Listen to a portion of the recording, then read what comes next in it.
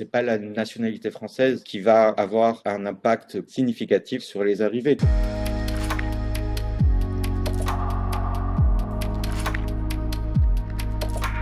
Mayotte est une île d'une archipel, donc c'est un ensemble qui était avant un seul ensemble étatique, en tout cas un seul ensemble politique. Et donc, bien sûr, il y a des liens très forts entre Mayotte et le reste des Comores. Et puis, il faut considérer Mayotte finalement comme une frontière entre quelque part le nord et le sud, donc une frontière entre le monde riche et un monde pauvre. Et donc, forcément, ça crée des tensions, ça crée une pression migratoire. Et puis, le troisième point qui explique aussi ce contexte un peu particulier, c'est que Mayotte est une île, et une île qui n'est pas forcément reliée au reste de la métropole. Et donc, c'est aussi une fin de course pour beaucoup de personnes en situation de migration, ce qui n'est pas le cas, par exemple, à Lampedusa, puisque Lampedusa, on peut avoir des crises passagères dans le langage médiatique, comme on a eu cet automne avec une arrivée de 10 000 personnes sur un week-end, mais ensuite les autorités italiennes rapatrient ces personnes sur le continent, ce qui n'est pas le cas avec Mayotte.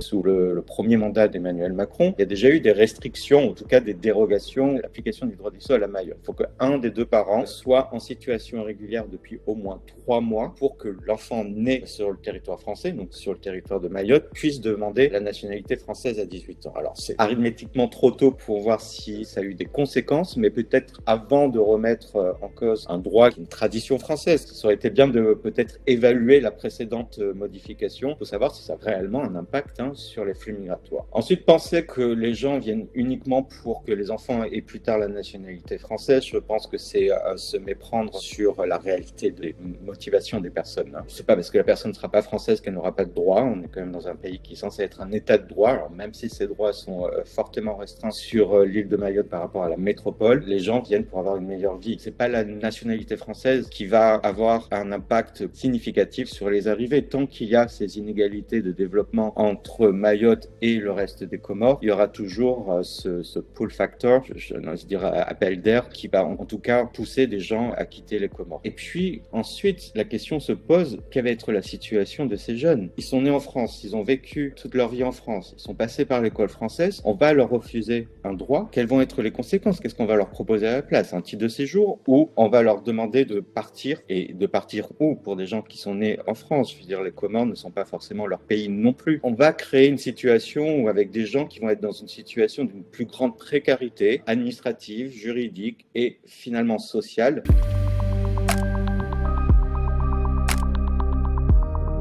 L'autre proposition du ministre de l'Intérieur de détérioriser les titres de séjour à Mayotte peut être une piste intéressante. C'est-à-dire qu'aujourd'hui à Mayotte, mais d'ailleurs dans l'ensemble des collectivités d'outre-mer, les titres de séjour qui sont délivrés dans ces territoires ne sont valables que pour ces territoires. Les personnes ne peuvent pas venir et s'installer en métropole. Je pense que ça peut être intéressant dans le sens où, ce que je vous disais, finalement c'est une île, c'est la fin de course, alors que peut-être ces personnes pourraient venir en métropole, où on a quand même plus de capacité d'absorption de cette population. Donc de penser aussi finalement cette solidarité nationale. Ensuite, il n'y a pas de solution miracle non plus tant qu'il y aura ces inégalités sur la planète entre un monde riche et un monde pauvre. Il y aura forcément aussi ces flux migratoires.